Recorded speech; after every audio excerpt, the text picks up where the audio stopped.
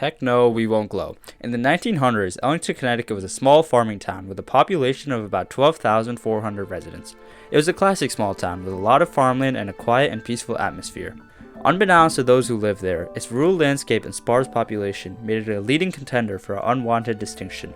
On June 10, 1991, the Connecticut Hazardous Waste Management Service announced that 3 sites within a 5-mile radius in Ellington, East Windsor, and South Windsor were selected as finalists for new low-level nuclear waste dump. In response, townspeople, including those in groups such as CORE, Citizens Opposed to a Radioactive Environment, and COW, Citizens Opposed to Waste, organized rallies, meetings, and drew publicity to their fight to balance the state government's responsibility to manage waste with the rights and responsibilities of local communities. This conflict not only shaped public discourse, but also influenced future policies on accountability in Connecticut. By the mid-1900s, scientific advancements in atomic energy revolutionized the world. In 1938, German scientists Otto Hahn and Fritz Strassmann discovered nuclear fission, the process of splitting an atom's nucleus to release energy. This breakthrough raised concerns among physicists that Nazi Germany might develop a new powerful weapon. In response to these fears, physicists Albert Einstein and Leo Szilard wrote to President Franklin D. Roosevelt in August of 1939, warning that recent works in nuclear physics made it probable that uranium may be turned into a new important source of energy for the construction of extremely powerful bombs. Taking this warning seriously, Roosevelt established the Advisory Committee on Uranium in October of 1939 to explore the feasibility of nuclear weapons. This effort later expanded into the Manhattan Project, a top-secret program launched in 1942 to develop the first atomic bomb. Enrico Fermi played a key role in the Manhattan Project, achieving the first controlled nuclear reaction in 1942 at the University of Chicago. This breakthrough propelled the Manhattan Project forward. Meanwhile, the ALSOS mission was created to monitor Germany's nuclear program. However, by the time Germany surrendered in 1945, the atomic bomb was nearly complete, and President Harry Truman faced a crucial decision. With fighting in the Pacific Theater still raging, Truman sought to end the war quickly and save as many American lives. There are also many scientists who warned him of the grave consequences of dropping the bomb, including the 1945 Szilard petition, which urged against using the bomb unless Japan first knew of the capabilities of the nuclear warhead. President Truman chose to ignore these warnings and proceed with the decision to drop the nuclear bomb. He later justified his choice by stating, "Having found the bomb, we have used it to shorten the agony of war in order to save the lives of thousands and thousands of young Americans." While nuclear fission was initially developed for warfare, scientists soon recognized its potential for peaceful energy production. In 1951, the first nuclear power plant in Idaho successfully generated energy using nuclear fission. As post-war energy demand soared, nuclear power gained traction. The Atomic Energy Commission 1952 report emphasized the importance of developing new energy sources, stating, "The increasing demand for electric power emphasizes the importance of developing new sources of energy." However, the world soon witnessed a rapid escalation of nuclear tensions as the United States and Soviet Union engaged in an arms race.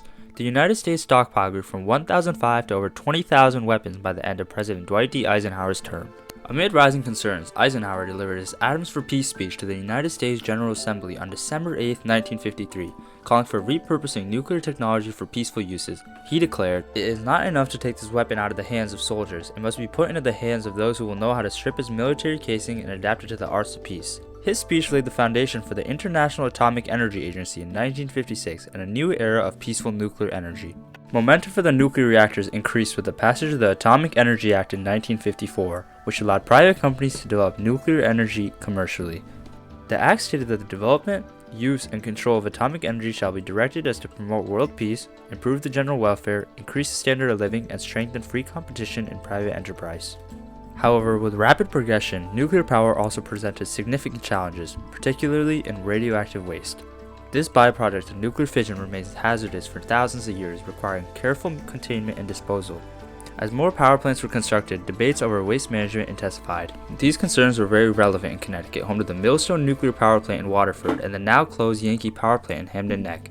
Millstone, once one of the largest plants in the country, produced nearly 60% of Connecticut's electricity at the time. However, a major change emerged with the passage of the Low-Level Nuclear Waste Policy Amendment Act of 1985, which placed responsibility for nuclear waste disposal on individual states.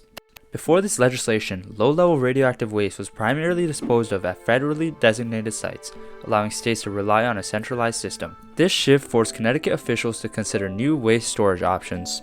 The Connecticut Hazardous Waste Management Service began evaluating potential sites for a new low-level radioactive waste facility in Connecticut. After reviewing hundreds of locations based on strict criteria, Ellington and East Windsor were identified as top candidates. However, when the news of the proposal reached the people of Ellington, Local opposition was strong. Residents cited past nuclear accidents, such as 3 Mile Island and Chernobyl, as evidence of nuclear energy risks and voiced concerns over the long-term safety of waste storage in their community. As awareness of the potential sites grew, opposition groups like CORE and COW exercised the right to protest, organizing demonstrations, attending town hall meetings, and gathering signatures for a petition against the facility. These actions reflected the community's belief that they had a fundamental right to protect their homes, health, and livelihoods. As Peg Rigelsom said from COW, we have the right to question the authority that governs us. We believe this is a very patriotic process that we're going through here. At the same time, the state had a responsibility to ensure the public safety and manage hazardous waste, but many residents felt that this duty should not come at the cost of their well-being. Many residents feared that the low-level radioactive waste could bring long-term health effects to their family, but there were also many who supported it, like a high school class in Canton CT that said, "We use the resources from these plants, and that invites us into the problem." The Ellington community meetings often overflowed with residents, some bringing signs with slogans like, "Don't let them turn us into a ghost town, fight the dump," and "Our children are bright enough." These gatherings transformed from informational sessions into strategic planning meetings. Initially, representatives from the Connecticut Hazardous Waste Management Service kept going with their selection process. They organized multiple informational sessions for the town featuring experts in radiation safety. During these sessions, the Connecticut Hazardous Waste Management Service explained that the nuclear waste they were going to put in the dumps was low-level radioactive waste, which is protective clothing, plastic, wood, rubber, blitters, water, purification resin, and laboratory trash and used equipment that has been contaminated with radioactive material. The residents of Ellington still opposed the construction of a nuclear waste dump, fighting for a much greater cause, as Mr. Dan Queen said. A lot of us on those groups,